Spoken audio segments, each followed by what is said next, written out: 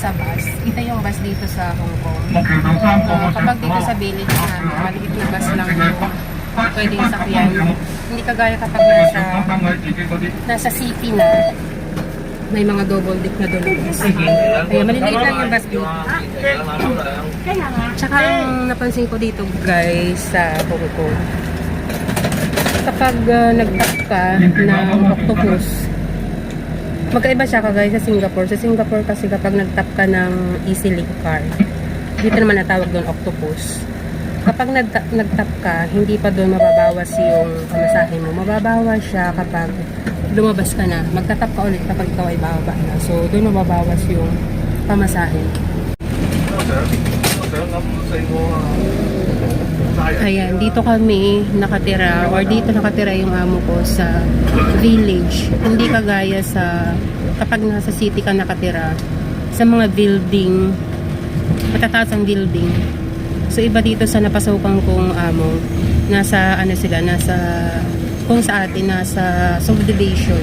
So hindi siya sa mga building kagaya sa mga 30 floor, 50 floor, ganyan. So itong napasukan kong amo is parang nasa probinsya siya. Pero iba dito sa Hong Kong, kapag nakatira ka sa probinsya, sobrang yaman mo. Pero kapag nakatira ka sa building or sa HDB block, parang nasa ano ka lang, nasa normal, ganun, normal na tao. Ayan.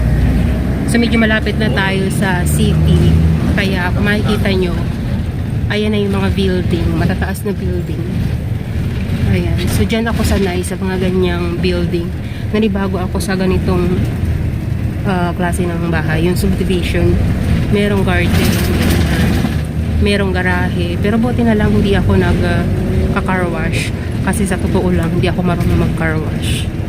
Ayan. So ngayon ay unang sahod ko guys. Kaya pupunta tayo sa Philippine Store para magpadala ng pera sa ating mahal sa buhay. Ayan. So andito na tayo sa city. Pero hindi pa ako bababa. Ayan. So andito na ako sa MRT station at sobrang kinakabahan ako kasi baka maligaw ako. Unang day ko talaga ngayon. Tatagpuin ako dito yung nakilala ko sa agency. Tatagpuin ko din dito yung aming broker para kunin yung aming ID. So, kami ay magkikita sa exit F. Siguro yun, nandun may exit F doon sa dulo.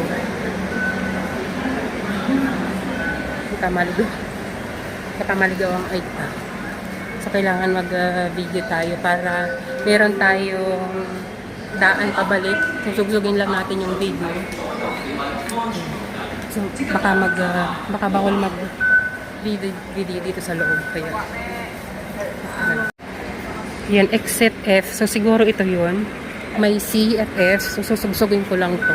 First time kong pumasok sa MRT ng Hong Kong at ibang-iba talaga siya. Pero, andito kami ngayon sa MRT station. Sa Denisha kasi, ayan, kami yung magkakasama sa pag-flight nung night. Tapos, ayan, nagkita-kita kami ngayon. First time namin magkita-kita mag-take off. After 1 month. So, kanina naglakad kami. Sobrang init sa labas. Muntik pa kami magkaligaw-ligaw. Hahanap sa Philippine Store. Ayan. First time ko sumakay ng MRT dito sa Hong Kong. At pares lang naman siya ng MRT sa Singapore. Ang pagkakaiba lang sa MRT ng Singapore at ng Hong Kong, kapag nag-tap ka sa machine, hindi agad ikakat yung iyong pamasahe. Pag lumabas ka, saka itatap. Saka ibabawas yung pamasahe. So, andito na kami ngayon sa exit F. Sa exit F kami kasi doon namin tatagpuin yung dito namin tatagpuin yung aming broker. Exit F tayo eh. Ayan, nandito na kami sa Yongping Station, exit F. Kasi dito namin inimit yung aming broker para ibigay yung aming ID at para din ibigay yung sa unang sahod namin kasi guys, merong kaltas na 10%. So yun ay for 490 Hong Kong dollars.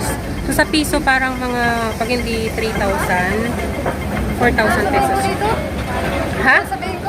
We are here now at Longping Station, exit F. Okay, so andito na kami ngayon sa natagpo na namin yung aming broker, yung aming agency para ibigay yung aming ID. So andito naman kami ngayon sa kainan, sa restaurant. Dinala niya kami dito para i-treat kami ng lunch. Ayan, so good broker, so good agency kasi i-treat niya kami ng lunch dahil ibibigay niya sa amin yung aming ID. So eto. Ayun si yung kasama namin. Tapos ito yung aming broker, si Ma'am Elise, very good. Napaka gandang broker niya. Ito yung mga kasamahan namin. Okay, so kakain po na kami at alas 10 na ng tanghal. Nakakagutom na kalalakan. Oh, hindi ko yung friend do. I-print mo na ako. At kita. Sige. Sasampaling kita eh. Ito yung food namin.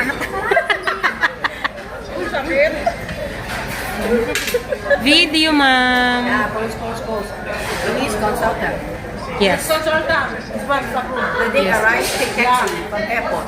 And they arrive already like this. Yes. To the pay 10%, they eat again. Okay, kakain kami guys kasi andito na yung aming order.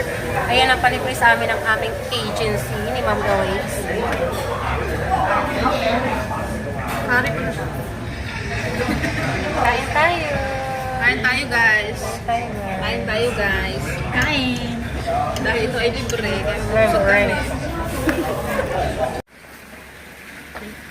Alas 4 na guys. Pauwi na ako sa bahay ng amo ko. Maaga pa ko ngayon bumalik kasi dito lang naman ako sa malapit. Ayoko namang lumayo kasi sayang na pamasahe. Basta nagpunta lang ako sa Philippine store at nagpadala ako ng pera kasi nga sahod na natin. Ayan. Naka-isang buwan na tayo dito sa Hong Kong. Kaya nakapagpadala na tayo sa Pilipinas. Nakamit na natin yung ating 1 month na paghihirap dito sa Hong Kong.